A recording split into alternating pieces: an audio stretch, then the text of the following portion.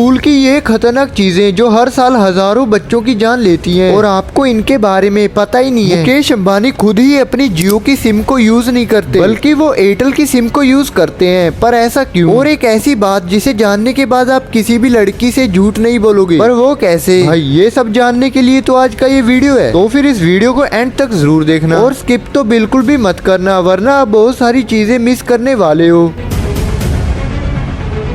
Number 1, Ramon नाम का एक इंसान साल 1871 में डूबते हुए जहाज से बच गया। मतलब वो जिस जहाज में ट्रेवल कर रहा था वो एक एक्सीडेंट के चलते डूब रहा था, पर रेस्क्यू टीम के चलते वो बच गया। इसी हादसे के बाद उसने तय किया कि वो आज के बाद कभी भी पानी वाले जहाज में नहीं बैठेगा। पर फिर कुछ सालों बाद उसने सोचा कि आखिर वो कब तक पानी वाले जहाज से डरेगा, तो फिर उसने अपने डर को भगाने के लिए फिर से एक बड़े जहाज में ट्रेवल करने का फैसला किया ताकि उसका डर खत्म हो पाए। जहाज हमेशा नहीं डूबते, तो उसने एक जहाज में अपना सीट बुक किया ताकि वो अपने डर को खत्म कर पाए, और उस जहाज का नाम था द टाइटैनिक। नाम तो सुना ही होगा। और फिर उसके बाद क्या हुआ आप जानते ही हैं। नंबर 2, 75% लड़कियां जब भी आपसे कोई क्वेश्चंस पूछती हैं तब उनको उस चीज का जवाब ऑलरेडी पता होता है, लेकिन उसके बावजूद भी वो क्वेश्चन पूछती हैं ये जानने के लिए कि आप सच बोल रहे हो या फिर नहीं। इसीलिए आपको हमेशा सच ही बोलना चाहिए अगर आपको सही सलामत रहना है तो।